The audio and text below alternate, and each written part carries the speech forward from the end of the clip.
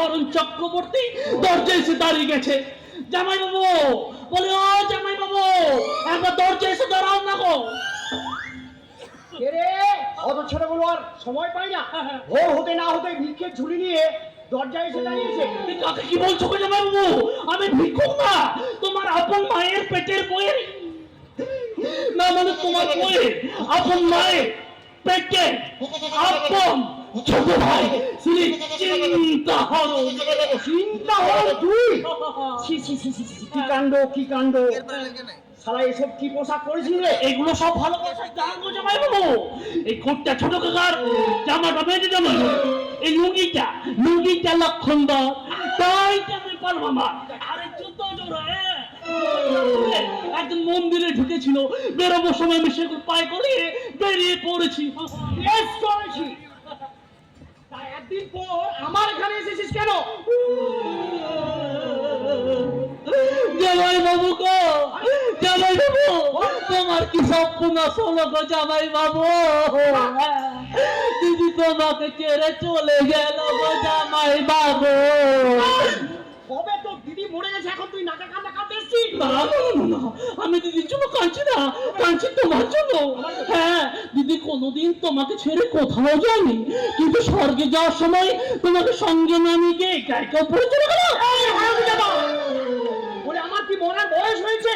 বয়স হয়নি বলে দিদি তোমাকে এভাবে বিট্রে করবে? যাকে যা, ও নিয়ে কোনো চিন্তা করো না। বাধ্য হয়ে যখন বেঁচে আছো তখন আমি তোমাদের দেখাশোনা করবো বলে চলে এলাম। আমরা নিজেরাই নিজেদের দেখাশোনা করতে পারবো মামা, তার জন্য তোমাকে কোনো কষ্ট করতে হবে না। আরে করলাম খাবড়াচ্ছ কেন? করলাম পরের মঙ্গলের জন্যই তো জীবন উৎসর্গ করেছি, তাই তো জীবনের বাকি অর্ধেকটা তোমাদের সঙ্গে কাটাবো বলে চলে এলাম। আমি জানতাম কাল থেকে যখন আমার চোখের পাতা নাচছে তখনই বুঝেছি তুই বর্ধমানে তেড়ে চেপেছিস। এখন তোকে বসিয়ে বসিয়ে খাওয়াতে হবে, তাই না? তার জন্য ভাবছো কেন গো জামাই বাবু? এই তো গেল মাসে তোমার বড় ভাই মারা গেল, এখন তার সম্পত্তির অর্ধেকটা তো তুমি একাই ভোগ করবে। দাদার সম্পত্তি বলতে তাই ভাঙা বাড়িটা, তার উপর গোদের উপর বিস্ফোরণের মতো তারা ঢিঙ্গি মেয়ে মল্লিকা এসে ঘাড়ে চেপেছে। তুমি মোটেই তোমার ঘরে চেপে বসেনি বাবা, বরং জেঠামশাই বাড়িটা বানিয়েছিল বলে আমরা মাথা গোঁজার মতো আশ্রয়টুকু পেয়েছি। জীবনে তো তুমি কোনোদিন 5টা পয়সাও রোজগার করেনি, নিজের ভাগের জমি জমাও বেঁচে খেয়ে ফেলেছো। আর ওই মল্লিকাকে খাওয়াতে বুঝি খরচ হচ্ছে না? না, দিদিকে খাওয়াতে পড়াতে তোমার 1 টাকাও খরচ হয়নি। জেঠামশাই পোস্ট অফিসে যে টাকা রেখে গেছে তার শুধুই তো দিদির খাওয়া পড়া চলে যাচ্ছে। কিন্তু জামাই বাবু, আমি বলছিলাম কি, ওই ভাইয়ের পাশের ধারে যে জমিটা ছিল সেটা আছে তো, এটা বেচতে পারলে হাতে কিন্তু কয়েক লাখ টাকা চলে আসবে। দাদা বেঁচে থাকতে তো মুকুন্দ বাবু সেই জমিটা কিনতে চেয়েছিল, উনি কিছুতেই বেচলেন না। এখন তার মেয়েও জেদ ধরে বসে আছে, সেখানে নাকি একটা স্কুল করবে। সেটা মোটেই অন্যায় নয় বাবা, জেঠামশাই স্বপ্ন দেখতো ওই জায়গায় স্কুল তৈরি করার। দিদি ওই জায়গায় স্কুল তৈরি করে জেঠামশাইয়ের অসম্পূর্ণ স্বপ্নটাকে সফল করতে চায়। সব স্বপ্ন আমি ভেঙে দেব। না মানে আমি যখন তোমাদের গার্জেন হয়ে এই বাড়িতে বডি ফেলেছি তখন ওসব পাগলামো চলবে না, বুঝেছো? স্কুল তৈরি করে তুমি পাগলামো বলছো মামা? ঠিক বলছে, তো জেঠার মতো তার ওই মেয়েটা একটা বদ্ধ পাগল। ভুল বললে কাকা, আমি পাগল নই, পাগলি। ছি ছি ছি ছি ছি, বড় মুখ করে সেই কথা বলতে হবে না। ডিঙ্গি মেয়ের হাসি শুনলে পিঠে আমার জ্বলে যায়।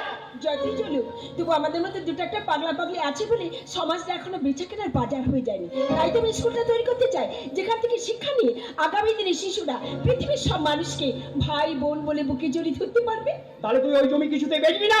কি করে বেচবো? আমি তো স্কুলের কাগজপত্র তৈরি করে উপরে পাঠিয়ে দিয়েছি, ঘরটা তো বাবাই তুলে রেখে গেছে। সরকারি অনুমোদন এসে গেলে স্কুলটা আমি চালু করে দেবো। আচ্ছা দিদি, আমি শুনেছিলাম হাই রোডের পাশে বলে এসডিও সাহেব স্কুল তৈরিতে পারমিশন দিচ্ছে না। পারমিশন আমাকে পেতেই হবে। সিস্টার মারিয়ার সঙ্গে এসডিও সাহেবের খুব ভালো জানাশোনা আছে। আমি মারিয়া মাসিকে সঙ্গে নিয়ে নিজেই এসডিও সাহেবের সঙ্গে দেখা করবো। কিন্তু দিদি, আমি তো চাকরি ছেড়ে তোর পাশে গিয়ে দাঁড়াতে পারবো না। তুই কি একা একা পারবি? তাই তো এমন একজন কাউকে খুঁজে বের করতে হবে যার সংসারে কোনো পিছু টান নেই, যে শক্ত হাতে সবসময় স্কুলে হাল ধরতে পারবে। তাহলে মহল একমাত্র আমি আছি। লোকে ঘরের খেয়ে বনের মুস্তারায়, আর আমি তারাই পরের খেয়ে। এই শালা, ওদের কথায় না যেয়ে তোর এই বাড়িতে খাওয়া পড়া বন্ধ হয়ে যাবে। হ্যাঁ মামা, আমার পাগলামিতে কখনো সাই দিও না, কারণ আমি ঘর বুঝি না, পর বুঝি না। জীবনের নামটাকে কোন মারখানায় বাঁধতে হবে তাও জানি না। সাহুজিয়া বাউলের মরমিয়া ভাষায় আমার জীবনের জিজ্ঞাসা, আমার স্বপ্ন। আমি বাজি ফেলে বলতে পারি এ কথার অর্থ কোনো পাগলেও বুঝবে না। এত সহজ করে বলো দেখি তোমার স্বপ্নটা কি? ওই